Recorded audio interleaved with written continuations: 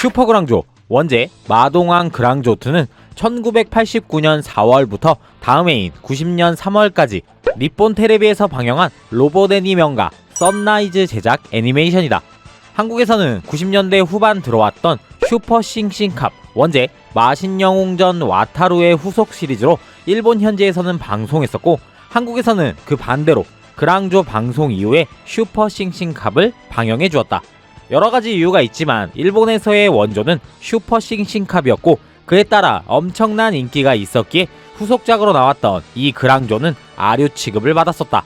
덕분에 싱싱캅보다는 저렴한 가격에 국내로 들어올 수 있었던 그랑조가 국내에서 먼저 방영했었고, 후에 들어온 슈퍼 싱싱캅이 국내에서는 아류 취급을 받았다.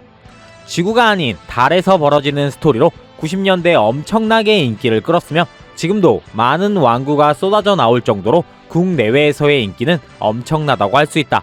슈퍼로봇 대전이라는 게임에 참전해주면 정말 좋겠지만 모바일 버전에서만 등장하고 있어서 조금은 안타깝다고 할 수 있다. 그럼 좀 더 이 그랑조에 대해 알아보도록 하자. 2050년 달 표면에서 이유 모를 지진이 발생되고 그 균열에서 공기가 나와 달은 지구와 같은 환경을 갖게 된다.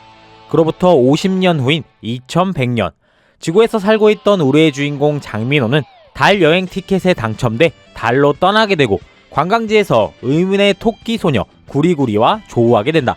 구리구리와 함께 살던 메이 할머니는 달 내면 세계 라비루나는 악으로 인해 위협받고 있다며 그랑조를 이용해 도와달라고 부탁한다. 주인공 장민호는 좀 더 어드벤처틱한 달 여행을 꿈꾸며 이를 승낙. 그로부터 벌어지는 꿈과 모험의 여정길이 이 그랑조의 메인 스토리이다. 한국에서는 비디오판이 먼저 발매했었다. 1989년에 번개전사 그랑조라는 제목으로 초반부가 먼저 발매했었고, 그 이후 90년으로 넘어가 번개전사 슈퍼 그랑조가 되었다. 그리고 비디오를 보지 못했던 사람들에게는 전설적이고 환상의 스토리였던 하이퍼 그랑조도 이 비디오로 출시했었다. 사실 그냥 OVA다. 하이퍼 그랑조의 내용은 얄리아 아재 비디오 채널에서 볼 수 있으니, 하지만 역시 그랑조는 뭐니 해도 SBS판이 국룰이다. 90년대 초중반을 풍미했을 정도로 애니메이션계의 레전드 작품으로 손꼽히는 그 시절 작품이며, 학교 칠판이나 운동장에 마법진을 그려보지 않은 친구들이 없을 정도였다. 목욕탕에 가면 심심치 않게 팔팔팽이로 포세이돈을 소환하는 친구들도 있었다. 그치만 우리 동네 그 누구도 피닉스의 마법진이나 바람 부는 날 활을 쏘는 친구는 없었다. 달 내면 세계에 마법을 쓰는 큰 귀가 달린 부족의 세계관이다 보니 여러 주문을 많이 볼 수 있다. 그중 우리가 잘 알고 있는 도막 사람은 자하라독시드, 지크가이 프리즈가 대표적이라고 할 수 있는데, 그랑조 세계관에서 대표되는 힘의 근원을 이루는 3원소를 외치게 되는 게 바로 도마, 키사, 라문이다. 이 주문을 발음나는 대로 붙여서 읽은 게 우리가 잘 알고 있는 도막 사라문이다. 같은 방법으로 사동족이 외우는 주문은 자하, 라드, 크시드이다. 이건 역시 붙여 읽으면 자하라독시드. 뜻은 그냥 그랑조 세계관에서 통상적으로 사용되는 설정이라 실제 현실 세계의 단어와는 크게 연관되는 것이 없다. 참고로 LD 카이저의 주문인 지크가이 프리즈 역시 지크가이 프리즈이다. 역시 그랑조 하면 완구 이야기를 빼놓을 수 없을 것 같다. 90년대 발매했던 상품 완구들은 변신 기믹이 그렇게 복잡하지 않아서였는지 높은 퀄리티를 자랑했다.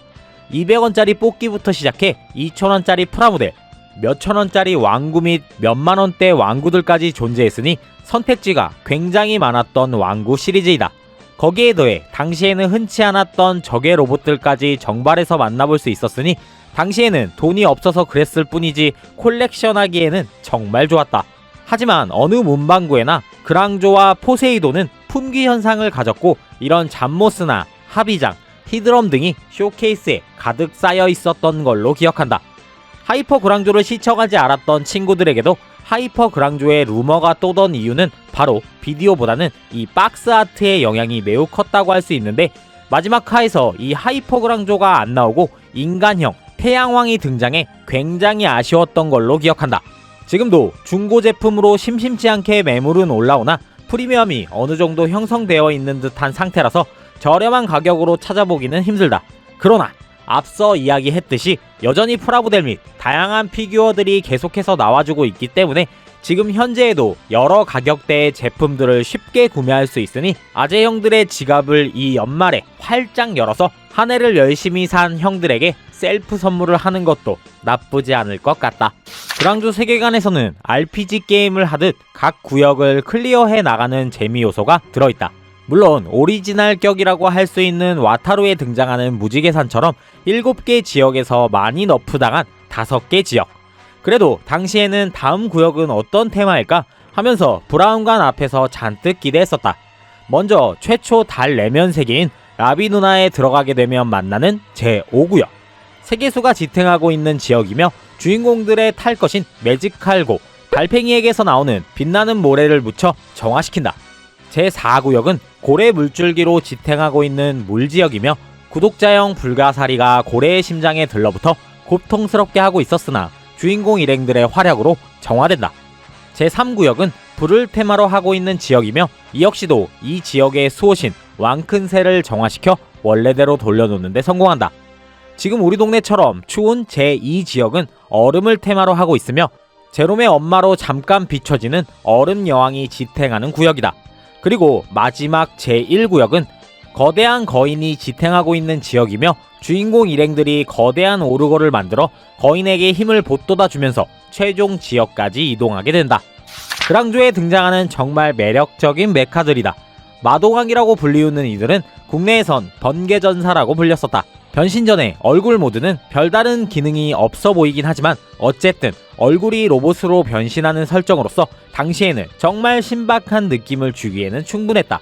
얼굴 모드가 따로 어떤 기능을 가지고 있었는지는 밝혀진 바는 없지만 페이스 모드일 때 방어력이 상승한다라는 묘사는 나온다. 하지만 이 역시도 사동왕인 히드럼의 경우에만 해당되는 것이기 때문에 마동왕인 주인공들의 기체에도 영향을 주는 것인지는 알 수 없다. 그랑조는 땅과 불의 마동왕이라는 호칭을 가지고 있으며 주인공 장민호가 조종하는 로봇이다.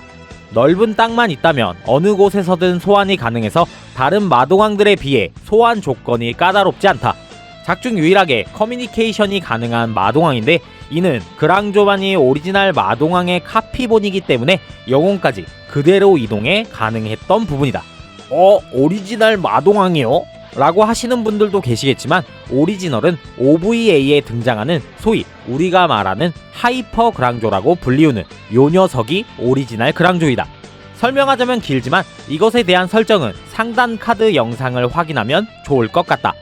다시 본론으로 돌아와서 그랑조의 탑승 조건은 100m를 5초 안에 달려 탑승하는 것인데 장민호는 이를 자신의 제트보드로 해결해 탑승한다. 작품 후반부엔 솔라 크라운과 합체 더욱더 강력해진 슈퍼 그랑조가 된다.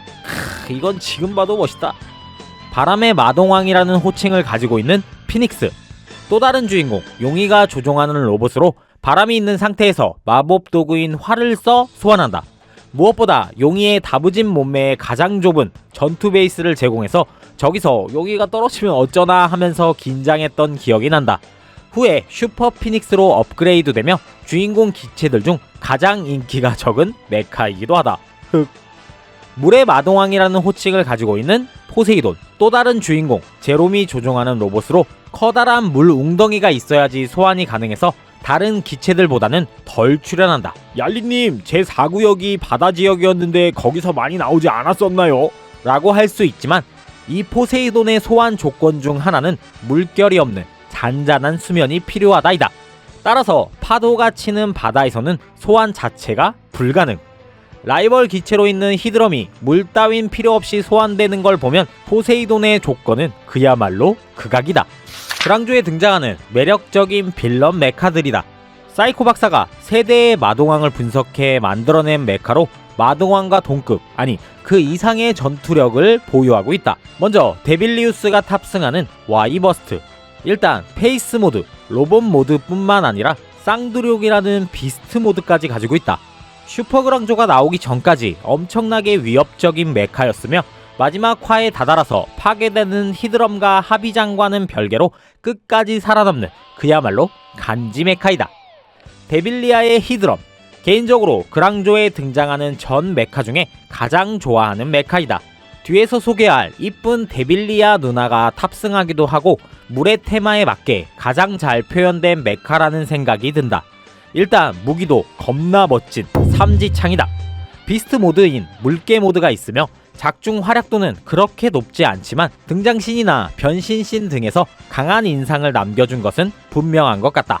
데빌 자이언트의 머신인 하비장은 피닉스를 분석해 만들어진 사동왕이다. 하피를 닮은 괴조의 형태의 비스트 모드가 있으며 초승달 모양의 부메랑을 사용하는 것이 그 특징이다. 파일럿 자체의 능력이 매우 뛰어난 편이라 많은 전공과 작중에서 활약을 보여주지만 최종화에서 암흑 대사신에게 짜부돼서 죽는 장면은 그랑조에 등장하는 미노, 용이, 제롬 그리고 구리구리 등은 뒤로 하고 이 영상에서는 매력적인 빌런들만 이야기해보고자 한다. 먼저 데빌리우스. 주인공인 장민호만큼이나 엄청나게 인기를 끌고 있는 캐릭터이다. 우리나라에서는 데빌이라는 단어에 당시 잘생긴 사람 하면 붙는 테리우스라는 단어를 섞어서 만들어진 장명이다. 다른 캐릭터들이 시종일관 개그 요소가 하나씩 섞여 있는 것에 반해 이 캐릭터는 시종일관 진지함을 유지한다. 설정에서에 나와 있는 키는 205cm. 나랑 별 차이 안 나네. 그리고 나이는 무려 10대라고 한다. 자신의 패배를 인정하고 앞으로는 달 내면 세계에 얼씬도 하지 않겠다고 말하며 데빌리아와 함께 고향으로 떠나며 종적을 감춘다. 사동족 최고의 전사 중 한 명인 데빌리아. 그녀 역시도 16살이라는 설정을 가지고 있다. 나이에 걸맞지 않게 상당히 성숙한 면모를 많이 보여주는데 이 작품에서도 여러 관능미를 자랑한다. 대표적으로 샤워씬을 들 수가 있는데 국내판에서는 심의에 걸려 통째로 삭제됐었다. 아쉬운 대로 여기서 잠깐 볼까? 변신술이 뛰어나며 가끔씩 구리구리와 변신 대결을 펼치기도 한다. 최종화에서 데빌 자이언트와 마찬가지로 암흑 대사신의 에너지로 흡수당할 뻔했다가 가까스로 목숨을 부지 데빌리우스와 함께 고향으로 떠나며 작품에서는 퇴장한다. 마지막 이 작화는 정말 이쁘게 잘 그려진 것 같다. 누나. 사동족 최고의 전사 데빌 자이언트는 짜부당해서 죽는다. 그랑조의 BGM은 지금도 많은 기타리스트들에게 교과서적인 BGM으로 유명하다. 대지의 테마를 필두로 이 기타에 입문하는 사람들도 정말 많았다. 지금도 유튜브를 찾아보면 많은 양의 대지의 테마 및 그랑조 OST를 직접 녹음한 영상들이 업로드되어 있다. 그만큼 이 그랑조는 작화 스토리뿐만 아니라 OST, 부금 쪽에서도 신경을 많이 썼다고 할 수 있다. 왜 형들 지금도 알람이나 벨소리로 많이들 해놓고 있잖아. 그치? 자, 오늘은 이렇게 그랑조에 대한 이모저모 영상을 만들어봤는데요. 여러분들이 기억하고 또 추억하는 슈퍼 그랑조 마동왕 그랑조2는 어떤 작품이었나요? 댓글로 많이들 공유 부탁드리겠습니다. 나가시기 전 영상이 유익하셨으면 구독, 좋아요를, 영상이 별로였으면 구독, 좋아요를 부탁드려요. 저는 또 다음 추억의 영상으로 인사드리도록 하겠습니다. 지금까지 얄리 아재 비디오 얄리였습니다. 안녕. 아재